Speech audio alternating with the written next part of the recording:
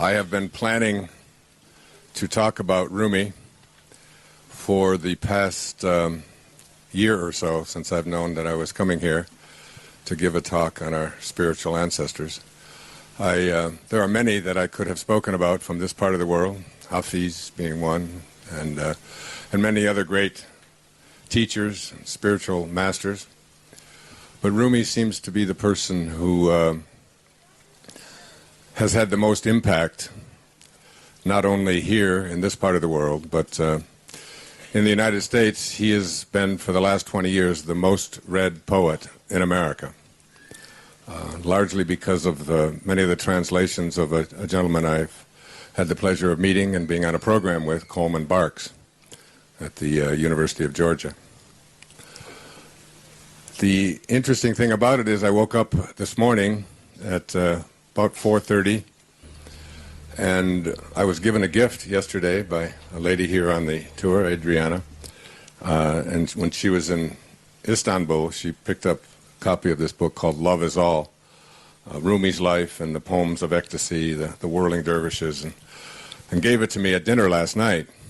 And I started looking through it, and it was one more book about Rumi.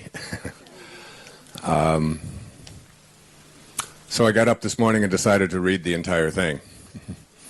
And as I was reading it and making some notes on some of the poetry that I would like to share with you, and that's basically what my intention here is in the short time that we have here at this blessed site in Turkey,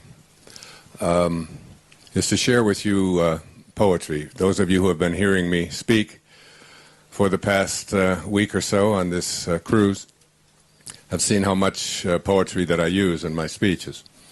I don't use poetry to be erudite. I don't use it because other people use it. I use it because I am a poet, and I love poetry. And the people that have been closest to me in my life are great lovers of poetry. There's nothing more beautiful to me than being able to read the words of people who see the space between the music, who see the silence, and who don't just see things in a linear fashion, but in fact speak from the heart onto the pages. There's perhaps no greater poet in the history of the world, certainly in the recorded history of the world, than Rumi, who is known as Mevlana, which is a term that means blessed master or divine being. And that's how he's referred to, so I'll refer to him as I read some of his poetry.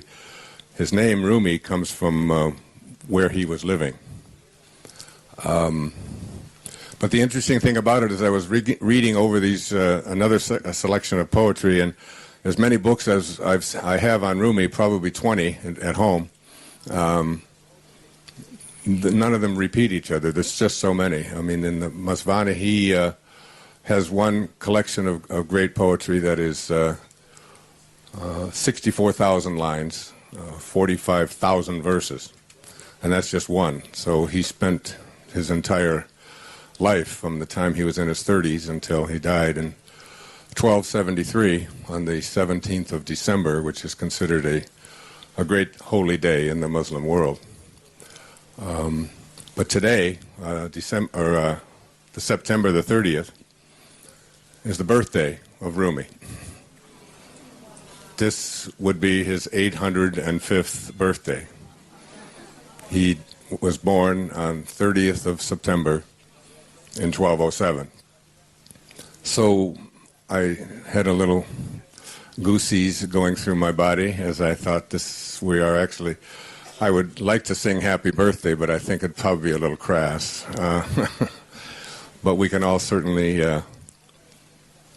pay homage to this incredibly brilliant and beautiful man who, when he passed away, people from all over the world, from every religion, came to this country, to a town not too far from here, where I really wanted to include on this tour in Konya, but we just couldn't pull it off. You have to fly there, or it would take a couple of days.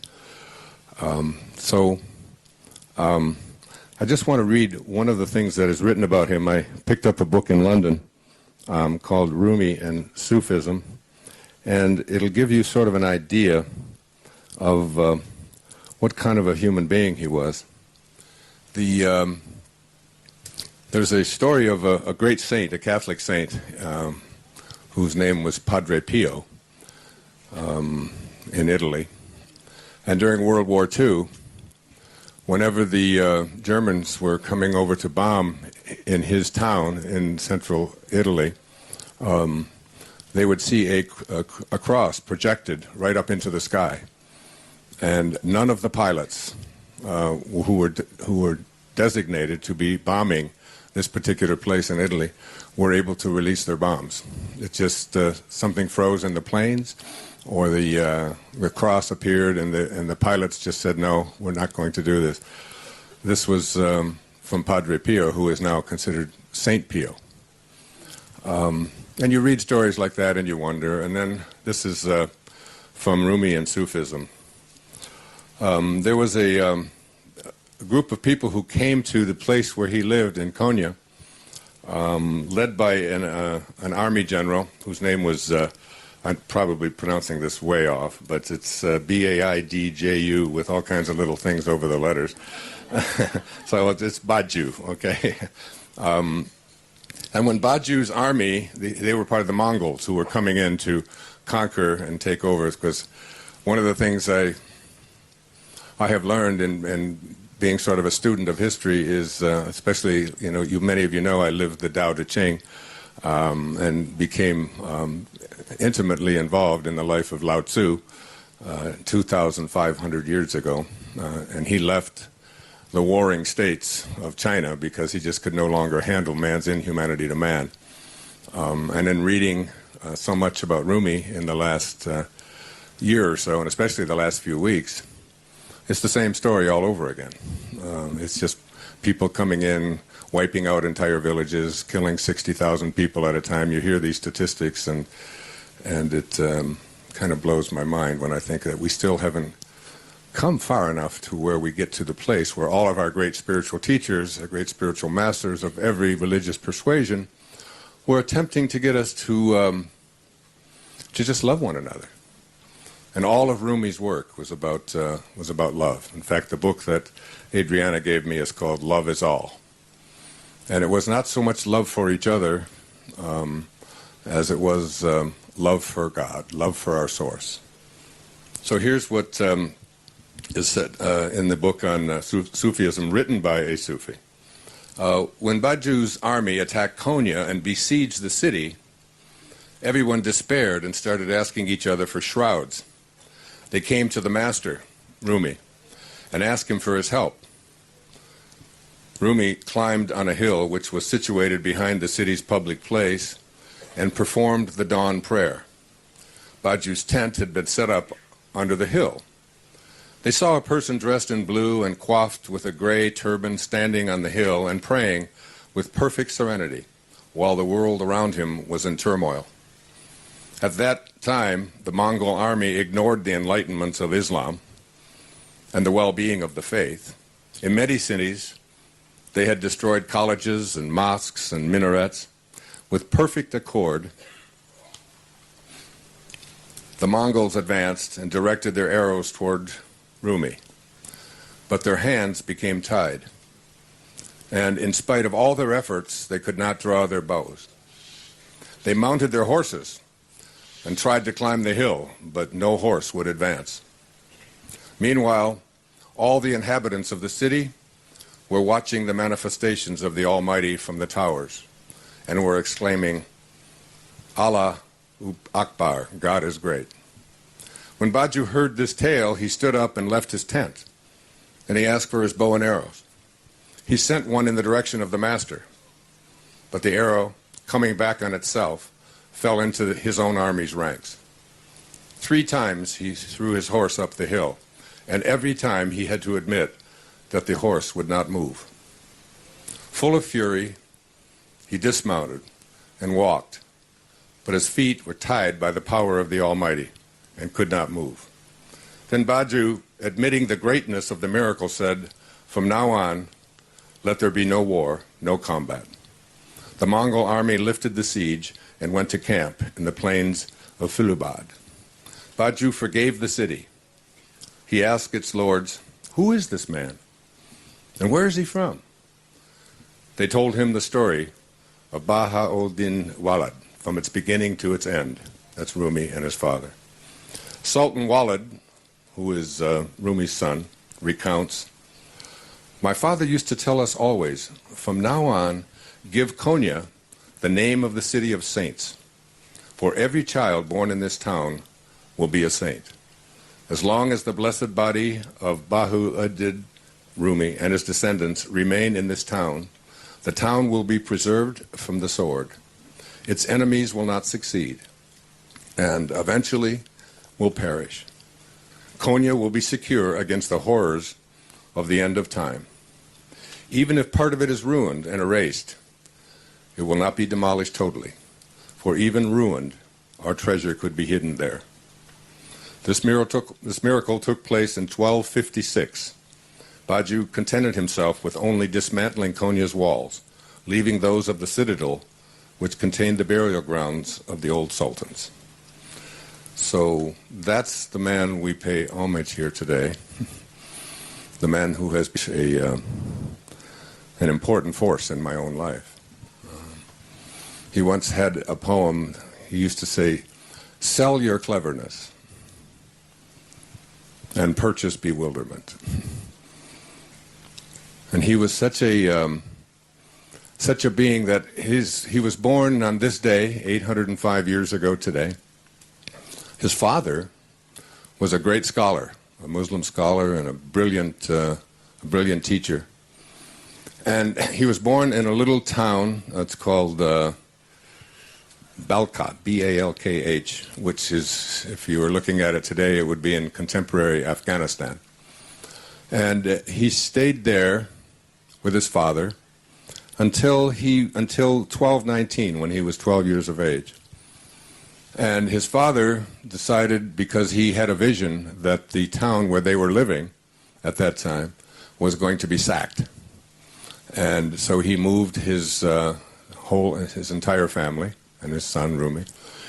And everywhere I read, they say the same thing, that it took 90 camels, a caravan of 90 camels, to carry just his books to where he was going. So just try to picture 90 camels, all fully packed with his books. This was the kind of a scholar he was. And he arrived in Konya 10 years later, in 1222. At this time, where he was during those times is that they had to move about because of the constant warring states. That nobody read the Tao Te Ching, I guess. They didn't get it.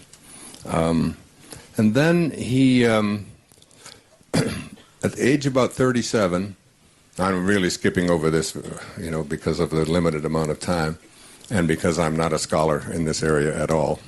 And I feel very humbled just to be talking about this man in this place, in this country, at this time, on his birthday. But I also feel his presence with me and have used his poetry a great deal. If you've read my books, the 41 books now that I have written over the years, you'll see many excerpts of Rumi's poetry. But there was a man who is known as Shams of Tabriz. Now, Shams of Tabriz was like, if you know your Indian saints, he would be someone like Babaji, a mysterious, mystical being that would just appear, like a Saint Germain. He would always appear as a young man, and he was a man of mystery. The word Shams means sun, and so he was the sun, and that's what he was called, sun, the sun. And he sought out Rumi, legend tells us, and in the process of seeking him out, when he found him and when he saw him for the first time, he knew that Rumi was to be the person who was to dictate the Masnavi, which is this incredible epic poem of 64,000 lines, which would be about this high if you tried to stand it up there, and weigh several kilos if you tried to weigh it in paper. And it's considered the holiest book in the Muslim world. Now, when he met Shams, he just was taken by him, and was they were considered dervishes. They would do the whirling, and they would turn, and they would do the dancing, and so much of what I read about Rumi is in alignment with Peter Dunov, the man I spoke to you about in Bulgaria, who saved the 48,000 Jews that were about to be deported to Auschwitz. He also was known as someone who did this kind of the use of poetry and music and dance in combination. It's called the paneurismai there. Interesting thing about Shams is that he was born in 1185. And St. Francis was born in 1181. St. Francis has been, as many of you know, I've written an entire book based on the prayer and the teaching of St. Francis, and I wrote it in Assisi, a big part of it, and have been there on many occasions. Took a whole group of people there, very much like what we're doing here. And I went on the internet and just Googled, did Shams and St. Francis ever meet? Because St. Francis had come, Francesco had come to this part of the world. And there are some who say yes and some who say we don't know, but there's more that say yes. And that when St. Francis died in 1225, Rumi would have been 19. He'd never met St. Francis, but Shams did. And they communicated together and also did the whirling dervish kinds of things as well, that St. Francis would just go into these ecstasies and just turn, and just words would come out, and they were all words, of course, with his closeness to Christ. Now, before I read some of the poetry, which is really what I want to do here, is share the poetry and share my love of the poetry and try to get you to listen with your heart instead of with your ears. But I have to tell you a story because there's another miracle that has taken place for me. In addition to this being Rumi's birthday, which I found out this morning.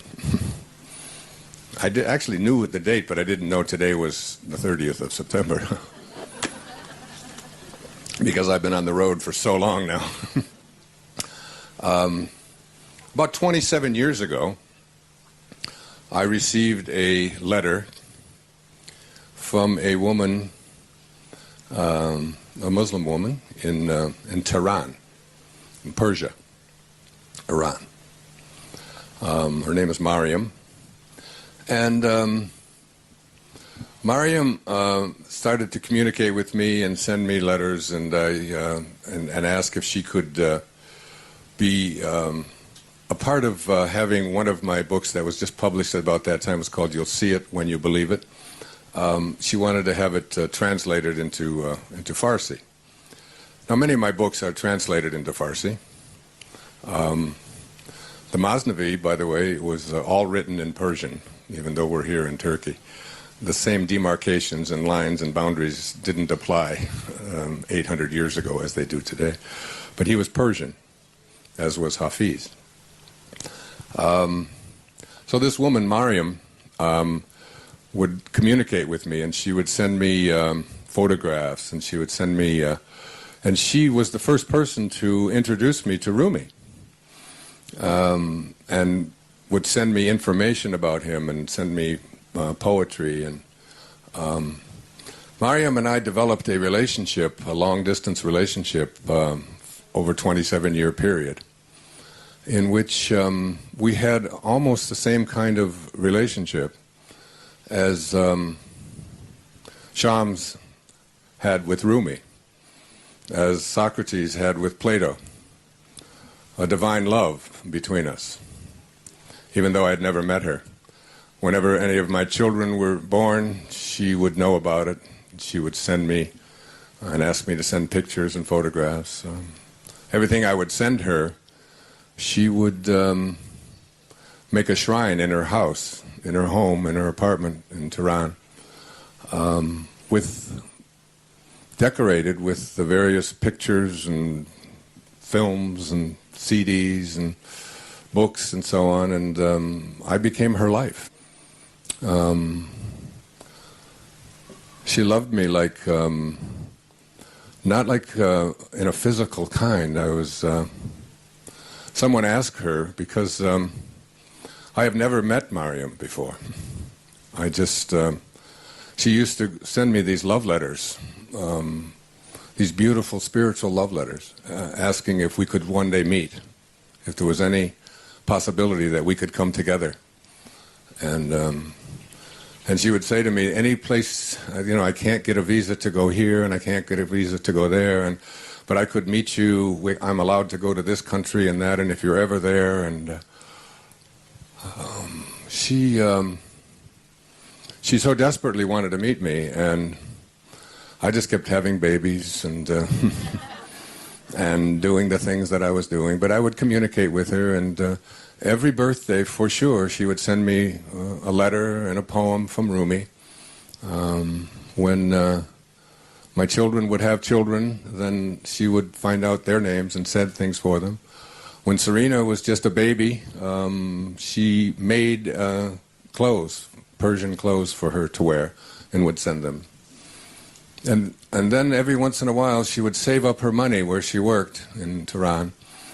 And she was able to get my phone number, and the phone would ring, and it would be a long pause, and getting through to Tehran is not so easy, especially after the revolution there. But she would call, she would take her money, and I could hear her, I could hear them telling how much it was going to cost, and she would call without fail on a regular basis, and had this incredible divine binding love with me all over Rumi. Yesterday in Istanbul, when I went to board the plane, the bus rather, sorry. Are you editing my talk here? When I went to board the bus, thank you, Serena. I was the last person on the bus, and this woman came up to me holding a sign that said, you'll see it when you believe it. Do you know who I am? And it was Mariam, who I have mentioned. If you read, you'll see it, and you believe it, you'll see that she's mentioned in my book. So there was only one seat left on our bus, and Evie's arranged for her to be with us for the day. And I said goodbye to her yesterday, and in a tearful, loving way. She just wanted to be close and sat next to me and would reach out and touch me and just would look at me with this, the love that Rumi had for Shams, I'm sure. And I said goodbye. And she left, and I went back to the ship. And she went to a plane and flew to whatever is close to here, and then took a train and a bus and a car and whatever. And when I went to get on the bus this morning, she came all the way here to spend this day with me. And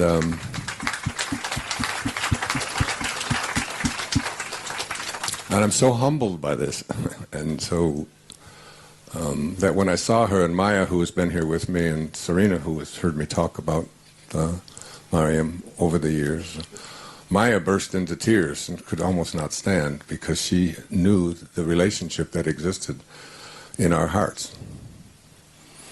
And I'm going to ask her to speak to you now.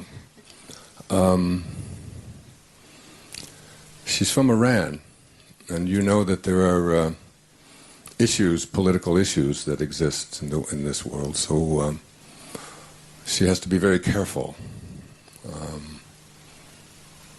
Those days will be gone soon. The work we do will make them go away. But this woman has followed me from around the world in order to be here, not just with me, but with you on Rumi's birthday. Mariam, I'd like you to meet Mariam, this love of my life.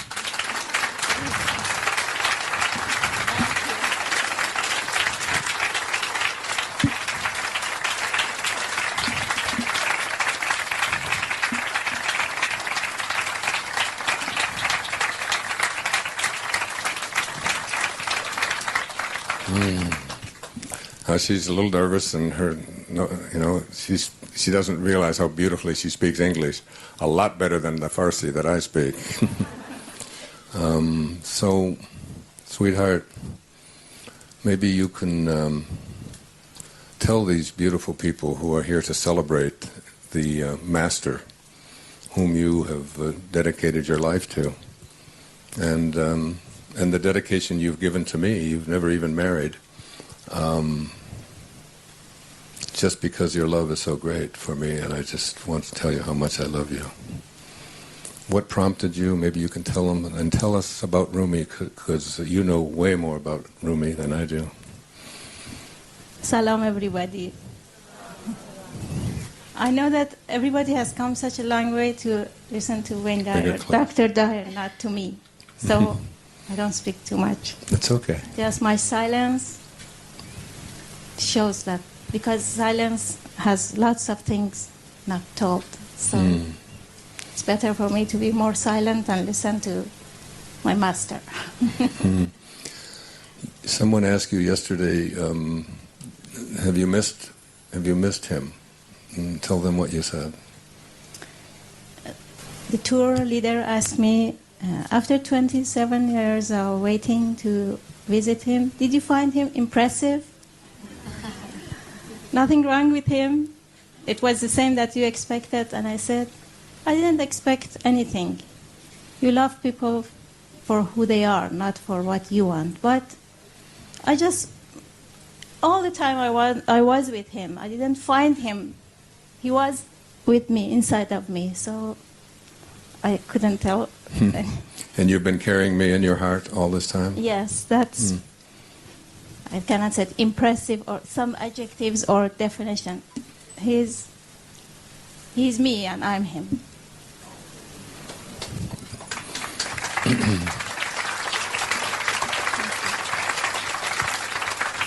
How is Rumi viewed in the Muslim world and in Persia? What rank does he have? Would you call him a saint? Would you call him a great poet, a leader? How is he thought of?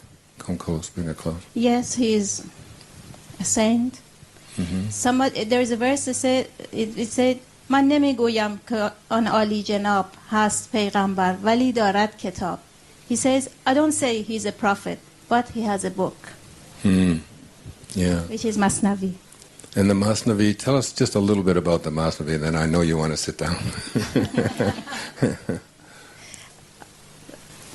I think the best thing is just say some poems and verses of it. Is it something that is taught in the schools? Yes. When we are children at schools, it's taught. And what does Masnavi mean? Masnavi is a kind of poem which has rhyme. Every line has its own rhyme. This is a kind of techniques because it contains of lines, many lines, right. And every line, which contains of two parts, has its own rhyme. بشنو از نی چون حکایت می کند, which is Masnavi starts with this. و از جدایی ها شکایت می کند که از نیستان تا مرا ببریده اند و از نفیرم مرد و زن نالیده اند. ببریده اند نالیده اند. These rhyme is Masnavi. I love you so much. And you have gone to such trouble, and I know you have to catch a flight at 1 o'clock in the morning to go all the way back and go to work in Tehran. And you went to all this trouble and all this expense. No, it was not trouble. I didn't come by feet, by, we say in Farsi, با پای سر, that means head's feet. با چشم دل means heart's eyes. So, Heart's eyes. yes. Which Maulana Rumi advises us to see things and the world not with physical eyes, with your heart eyes. Then you can see other colors rather than these colors.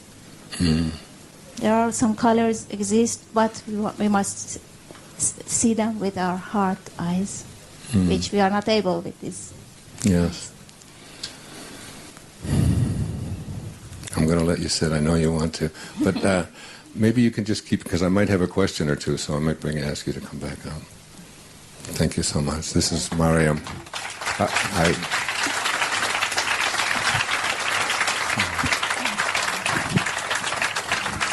We honor you.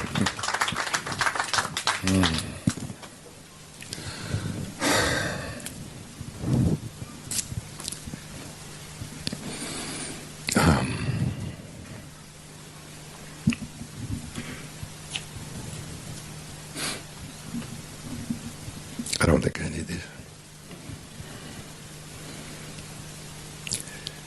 Mevlana. Mevlana means our master, our Lord, Mevlana. Is what we call Rumi. The Academy of Mevlana, not unlike Aristotle's Lyceum, was a sanctuary for humanism, where a whole spectrum of ideas was discussed freely, with tolerance, without malice. In it, souls capable of creative surges experienced ecstasy. There, art was godliness, poetry, the word of love and faith, dance, the circle of joy. Mevlana was obviously right when he said about himself, "The whole wide world has yet to see the wine that moves me to ecstasy." He took pride in the new dimensions of mysticism he introduced from Shams. The vendors of old goods are gone. We are the new vendors. This is our bazaar. Unless the seminaries and the minarets perish, the wandering dervish can reach no state he can cherish. Unless faith becomes disbelief and disbelief is faith, no vassal of God will be a true Muslim and flourish. He stressed the supremacy of love over formal religion. In fact, he despised formal religion, all of them. Only fools praise and glorify the mosque, he said, while they oppress hearts full of love and faith. Beyond belief and faithlessness there lies the space in whose heartland the love of ours has found its place. It holds no room for religion and sacrilege. That's the ground where the man of wisdom rubs his face.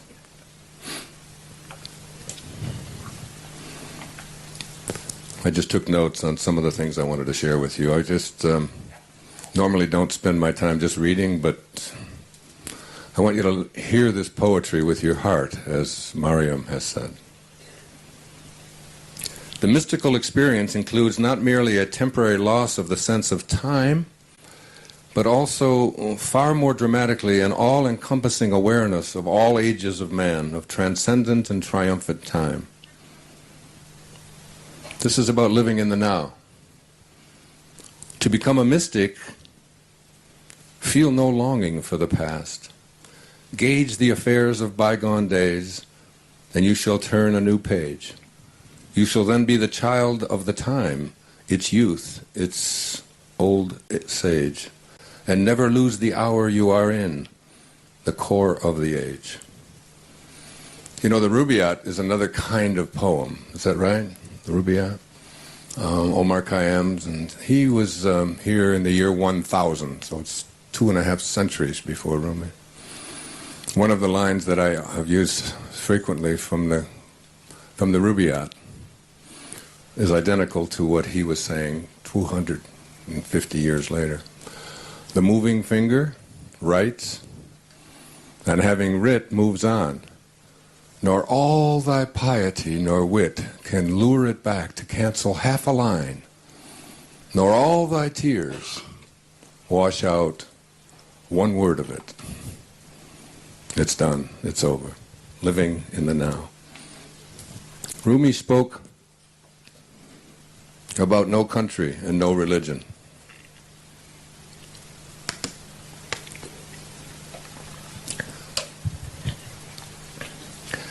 Lo, for I to myself am unknown, now in God's name, what must I do?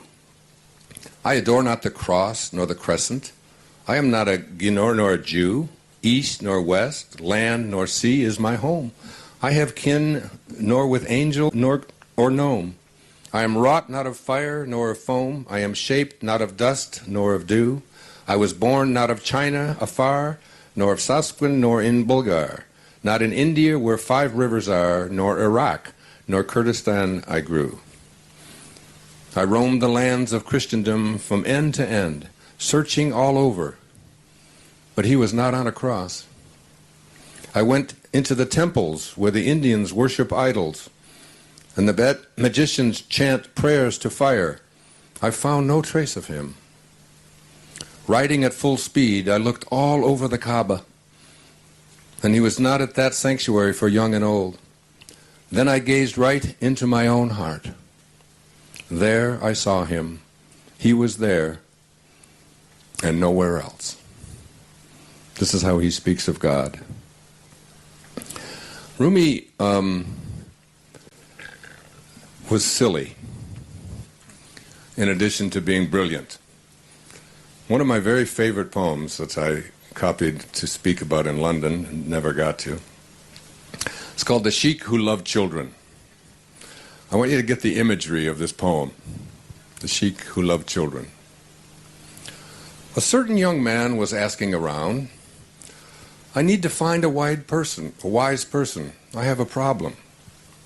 A bystander said, there's no one with intelligence in our town, except that man over there, playing with the children. He's the one riding the stick horse. He has keen, fiery insight and vast dignity like the night sky, but he conceals it in the madness of child's play. The young seeker approached the children. Dear father, you who have become as a child, tell me a secret. Go away. This is not a day for secrets. But please, ride your horse this way just for a moment.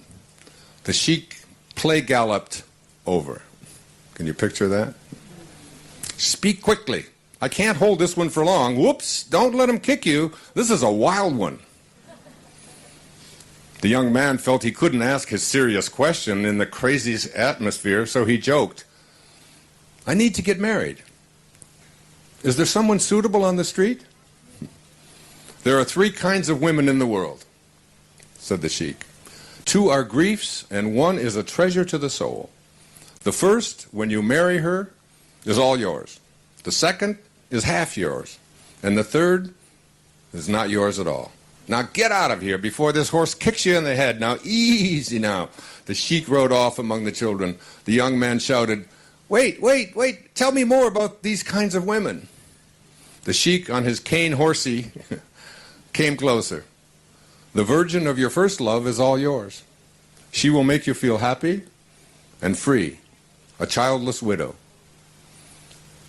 is the second. She will be half yours. The third, who is nothing to you, is a married woman with a child. By her first husband, she had a child, and all her love goes into that child. She will have no connection with you. Now watch out, back away. I'm going to turn this rascal around. He gave a loud whoop and rode back, calling the children around him. One more question, master, one more question. The sheik circled on his horse. What is it? Quickly, the rider over there needs me. I think I'm in love. What is this playing that you do? Why do you hide your intelligence so? The people here want to put me in charge. They want me to be judge and magistrate and interpreter of all the texts. The knowing I have doesn't want that. It wants to enjoy itself. I am a plantation of sugarcane, and at the same time, I'm eating the sweetness. Knowledge that is acquired is not like this. Those who have it worry if audiences like it or not. It's a bait for popularity. Disputational knowing wants customers. It has no soul. Robust and energetic before a responsive crowd, it slumps when no one is there. The only real customer is God. Chew quietly your sweet sugarcane, God love, and stay playfully childish. Your face will turn rosy with illumination, like the rosebud flowers. Now, I just don't know how you get any better than that. Talking about being a child. I have a dear friend, passed away out of my life years back, Chicago. His name is James Cavanaugh. And I always contrast what his poetry was like with Rumi's. This is one he wrote I brought with me to share with you. See about the little boy and little girl that he was speaking about. The ones who have so much to teach us, as all of my children have. A little boy, I miss you. With your sudden smile and your ignorance of pain, you walked in life and devoured it, without anything but misty goals to keep you company. Your heart beat mightily when you chased frogs and captured one too big for a single hand. You wandered with friends in quiet woods and were startled by a shuffling porcupine. Matches were a mystery that lighted fires and chewed up leaves and savage hunger. There was no time for meaning. A marshmallow gave it on a sharpened stick. A jackknife in your pocket provided comfort when your friends were gone. A flower in the woods hidden by an aging, shriveled log. A dog who danced and licked at your fingers and chewed at your jeans. A game of football you didn't expect. A glass of cider. A cricket's cry. When did you lose your eyes and ears? When did taste buds cease to tremble? Whence this sullenness, this mounting fear, this quarrel with life, demanding meaning? This maddening search, it's leisure's bonus. It's the pain that forbids you to be a boy. Be a boy. It seems to me that that's what Rumi was saying in The Sheik Who Loved Children. Isn't that beautiful?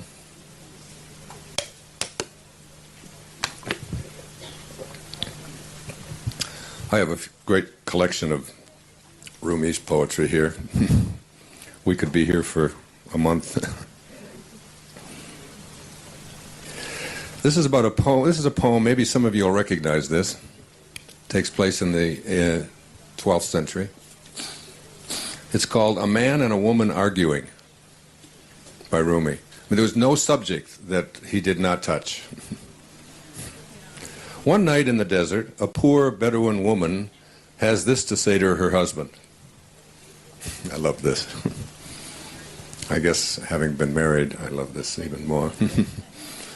Everyone is happy and prosperous except us. We have no bread, we have no spices, we have no water jug, we barely have any clothes and no blankets at all for the night. We fantasize that the full moon is a cake. We reach for it. We're an embarrassment even to the beggars. Everyone avoids us. Arab men are supposed to be generous warriors. But look at you, stumbling around. If some guest were to come to us, he'd steal your rags when he fell asleep. Who is your guide that leads you to this? We can't even get a handful of lentils. Yet 10 years worth of nothing. That's what we are. She went on and on. If God is abundant, we must be following an imposter. Who's leading us? Some fake that always says tomorrow, illumination will bring you treasure. Tomorrow, tomorrow? As everyone knows, that never comes. Though I guess it happens very rarely, sometimes that a disciple following an impostor can somehow surpass the pretender. But still, I want to know what this deprivation says about us. The husband replies, finally, How long will you complain about money and our prospects for money? The torrent of our life has mostly gone by. Don't worry about transient things. Think how the animals live.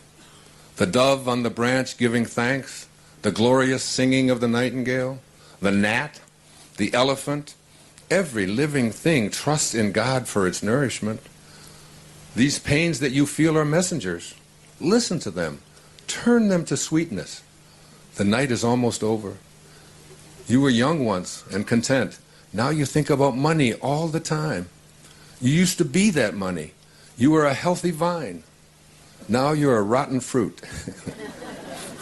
You ought to be growing sweeter and sweeter, but you've gone bad. As my wife, you should be equal to me, like a pair of boots. If one is too tight, the pair is of no use. Like two folding doors, we can't be mismatched. A lion does not mate with a wolf. So this man, who was happily poor, scolded his wife until daybreak, when she responded, "Don't talk to me about your high station. Look at how you act. Spiritual arrogance is the ugliest of all things. It's like a day that's cold and snowy, and your clothes are wet too. It's too much to bear. And don't call me your mate, you fraud. You scramble after scraps of bone with the dogs. You're not as satisfied as you pretend. You're the snake and the snake charmer at the same time. But you don't know it. You're charming a snake for money, and the snake is charming you. You talk about God a lot, and you make me feel guilty by using that word. You better watch out.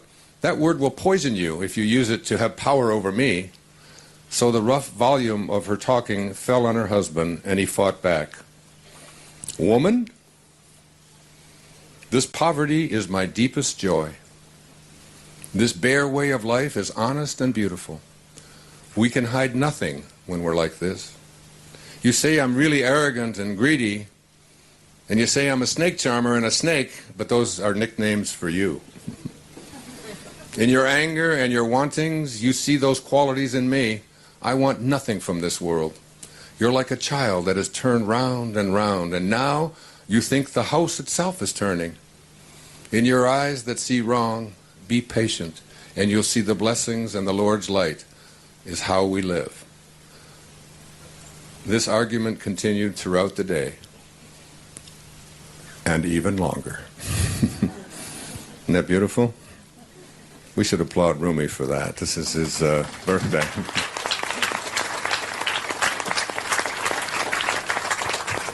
800 years later, we're still calling each other snakes and charmers. But he would, the essence of not only relationships, but everyone. Here's a wonderful poem. I put it in one of my books years ago. I don't remember which book. It's called The Guest House. Very famous of his poems. This being human is a guest house. Every morning, a new arrival. A joy, a depression, a meanness, some momentary awareness comes as an unexpected visitor. Welcome and entertain them all. Even if they're a crowd of sorrows who violently sweep your house empty of its furniture, still treat each guest honorably. He may be clearing you out for some new delight. The dark thought, the shame, the malice, meet them at the door laughing and invite them in. Be grateful for whoever comes, because each has been sent as a guide from beyond. I think I covered that in one of my lectures here. This whole idea that be in a state of gratitude for the darkness and the hard times and the storms of our life. As Elizabeth Kubler-Ross said, when you shield the mountain from the windstorms, you'll never see the beauty of the carvings. And this is Rumi's way of basically saying the same thing. This is another famous poem. I included it in one of my earlier books. It's called The Seed Market.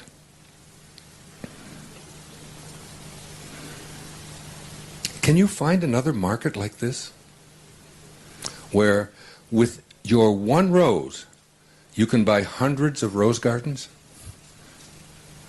Where for one seed, you get a whole wilderness? For one weak breath, the divine wind? You've been fearful of being absorbed in the ground or drawn up by the air. Now your waterhead lets go and drops into the ocean where it came from. It no longer has the form it had, but it's still water. The essence is the same. This giving up is not a repenting. It's a deep honoring of yourself. When the ocean comes to you as a lover, marry at once, quickly for God's sake. Don't postpone it. Existence has no better gift. No amount of searching will find this. A perfect falcon, for no reason, has landed on your shoulder and become yours. I love the opening of that. Can you find another market like this where for one rose you can buy hundreds of rose gardens? I wrote a book a few years back called 10 Secrets for Success and Inner Peace, and one of the observations I put in there is that an infinity of forests lies dormant in the dreams of one acorn. An infinity of forests lies dormant in the dreams of one acorn. I used to ask the question, just like, anybody can count the number of seeds in an apple, but no one can ever count the number of apples in one seed. This is the infinite universe that we live in, that Rumi speaks about so poetically, so beautifully. This is one of my favorite poems, and it's a favorite poem of mine because it's called Jesus on a Donkey, Jesus on the Lean Donkey. I guess because in Santorini I got on one of those donkeys and I rode it up to the top. And the entire time I was riding up to the top, I was thinking about this donkey and how much I loved this donkey. And that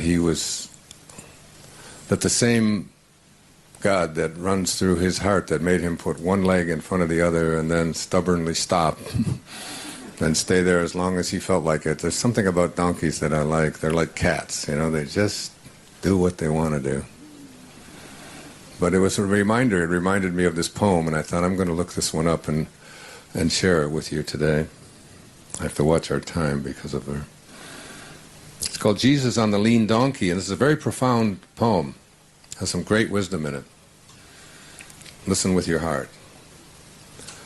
Jesus on the Lean Donkey. Jesus on the Lean Donkey, this is an emblem of how the rational intellect should control the animal soul. Let your spirit be strong like Jesus. If that part becomes weak, then the worn-out donkey grows to a dragon. Be grateful when what seems unkind comes from a wise person. Once a holy man, riding his donkey, saw a snake crawling into a sleeping man's mouth. He hurried, but he couldn't prevent it. He hit the man several blows with his club. The man woke terrified and ran beneath an apple tree with many rotten apples on the ground. Eat, you miserable wretch, eat. Why are you doing this to me? Eat more, you fool. I've never seen you before. Who are you? Do you have some inner quarrel with my soul? The wise man kept forcing him to eat, and then he ran him. For hours he whipped the poor man and made him run. Finally, at nightfall, full of rotten apples, fatigued, bleeding, he fell and vomited everything, the good and the bad, the apples and the snake. When he saw that ugly snake come out of himself, he fell on his knees before his assailant. Are you Gabriel? Are you God? I blessed the moment you first noticed me. I was dead and didn't know it. You've given me a new life. Everything I've said to you was stupid. I didn't know. If I had explained what I was doing, you might have panicked and died of fear. Muhammad said, if I described the enemy that lives inside men, even the most courageous would be paralyzed. No one would go out or do any work. No one would pray or fast. and all power to change would fade from human beings. So I kept quiet while I was beating you, that like David I might shape iron so that impossibly I might put feathers back into a bird's wing. God's silence is necessary because of humankind's faint-heartedness. If I had told you about the snake, you wouldn't have been able to eat. And if you hadn't eaten, you wouldn't have vomited. I saw your condition and drove my donkey hard into the middle of it, saying always under my breath, Lord, make it easy on him. I wasn't permitted to tell you, and I wasn't permitted to stop beating you. The healed man, still kneeling, I have no way to thank you for the quickness of your wisdom and the strength of your guidance. God will thank you. The Son of Mary, Jesus, hurries up a slope as though a wild animal were chasing him. Someone follows him and asks, where are you going? No one is after you. Jesus keeps on, saying nothing, across 2 more fields. Are you the one who says words over a dead person, or that he wakes so that he wakes up? I am. Did you not make that clay bird fly? Yes. Who then could possibly cause you to run like this? Jesus slows his pace. I say the great name over the deaf and the blind, they are healed. Over a stony mountainside, and it tears its mantle down to the navel. Over non-existence, it comes into existence. But when I speak lovingly for hours, for days, with those who take human warmth and mock it when I say it, the name to them, nothing happens. They remain rock or turn to sand where no plants can grow. Other diseases are ways for mercy to enter, but this non-responding breeds violence and coldness towards God. I am fleeing from that. A little by little air steals water, so praise dries up and evaporates with foolish people who refuse to change. Like gold stone, you sit on a cynic steel's body's heat. He doesn't feel the sun. Jesus wasn't running away from actual people. He was teaching in a new way. That second part of that poem is called What Jesus Runs Away From.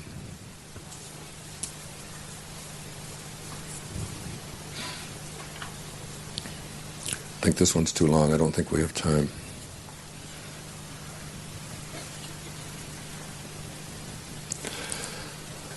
Rumi sought Shams and was desperately in love with Shams.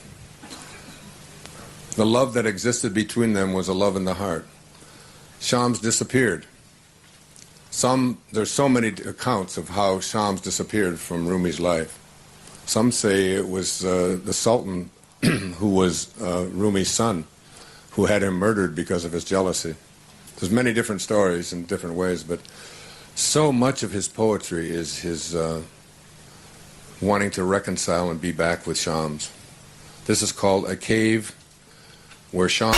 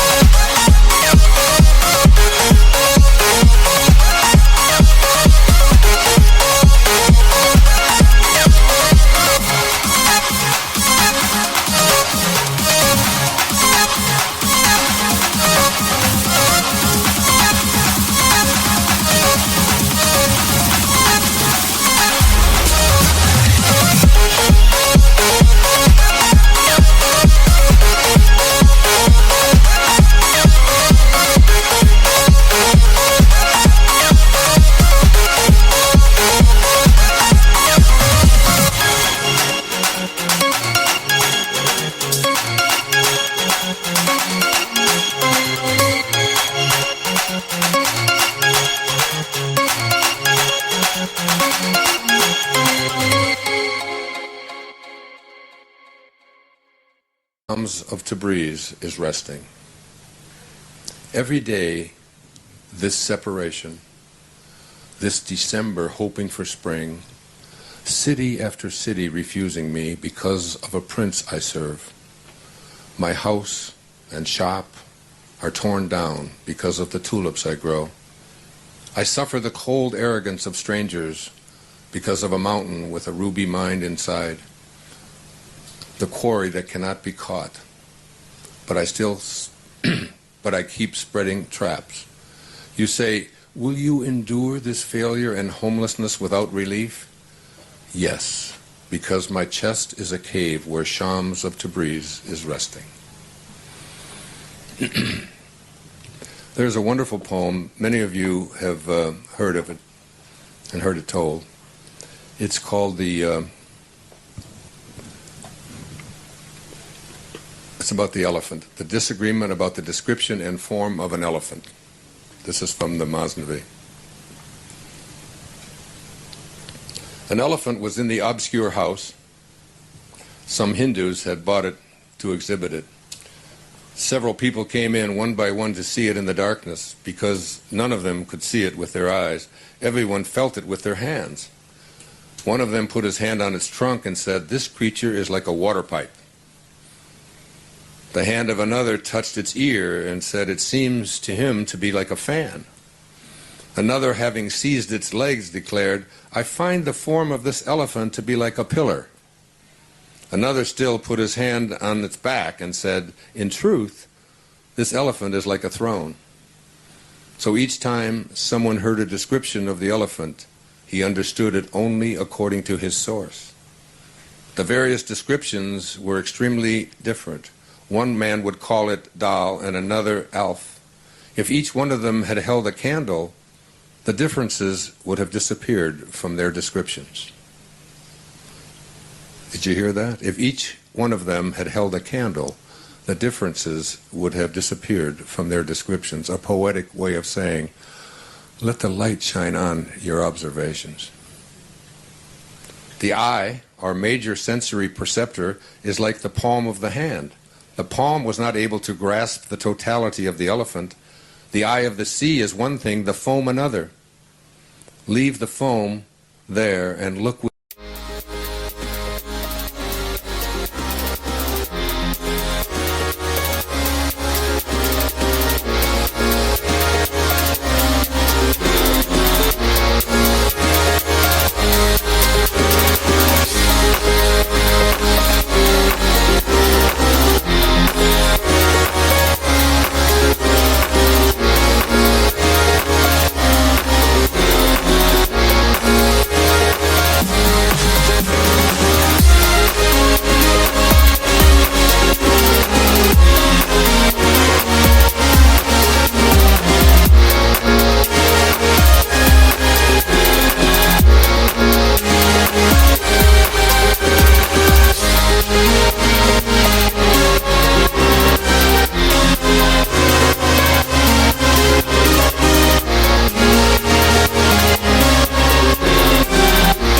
the eye of the sea. The spray which comes off the waves moves night and day. You see the foam, not the sea. How strange. We knock against each other like little boats. Our eyes are blinded, although we are in deep, clear water. O you who have fallen asleep in the boat of the body, you have seen the water. Now contemplate the water of the water. The water has a water that directs it. The spirit has a spirit that calls it. You may remember I quoted Emily Dickinson the other morning. This quiet dusk was gentlemen and ladies and lads and girls, was laughter and ability and sighing and frocks and curls, remember? Holding up a handful of dust. Listen to Rumi. In the center of your house I stand like a column. On the top of your roof I incline my head like your gutter. In the middle of your companions I turn like a cup. In the thickness of I strike like an arrow. If I give my life for thee, what luck? For each life 100 universes. Is this house, there are thousands of dead. In this house there are thousands of dead. And you say, here is my domain. A handful of dust says, I was hair. Another handful says, I was bones. A handful says, I was old. Another handful says, I was young. Another handful of dust will say, stop there. I was someone who was himself the son of somebody. You are in awe, and suddenly love comes. That says, come nearer, it's me, the eternal thing. where there is no dust, the eternal thing. So I want to close with Rumi's observation about his own death. He died in 1273 at the age of 67. And this is what he said. Had he not gone for a long time, warned those who would be tempted to surrender in grief, because he knew that he was this divine master. He was the master. When on the day of my death, when on the day of my death, they will carry my coffin, don't think that my heart has remained in this world. Don't cry over me. Don't say, tragedy, tragedy. You would be falling into the trap of the demon that would be a tragedy. When seeing my corpse, don't exclaim, gone, gone. The union and the meeting will be mine then. When you entrust me to the tomb, don't say, adieu, adieu. For the tomb hides the union in paradise from us. You saw the decline, find the elevation. For the moon, for the sun, is their setting harmful? To you it looks like a sunset. In fact, it's a dawn. Does the tomb look like a prison to you? It is the liberation of the soul. What grain sown in this earth has not germinated one day? Why doubt? Man is also a buried grain. What bucket has gone down empty and has not come back up full? The spirit is like Joseph. Would he complain about the well? Keep silent here and talk in the other world, so that your song of victory will resonate beyond space. The thunderous tumult was soon heard by the Sultan and his minister, Pervain, who had for the leaders of these denominations asked them why they were so affected when the one they were mourning was the Imam of the Muslims. They answered, when we saw him, we understood the real nature of Christ, of Moses, and of all the prophets. We found in him the perfect conduct described in our books as being the conduct of the perfect prophets. Just as you Muslims claim that Maulana was the Muhammad of our time, so we think that he is the Moses and the Jesus of our time.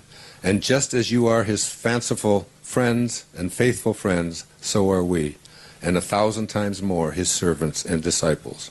Had he not said, sects will hear from us their own mystery. We are like the flute, which with a single mode is tuned to 2,000 religions. And that's Rumi, the best that I can do. Thank you so much. Thank you. Thank you. Thank you, my sweetheart. Thank you, Mariam.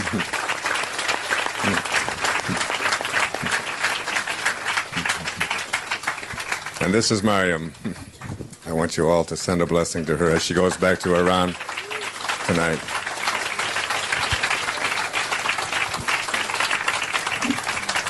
Please. Our countries have differences, but our hearts are all one. And this kind of love can bring us all together. Thank you, my dear. Thank you.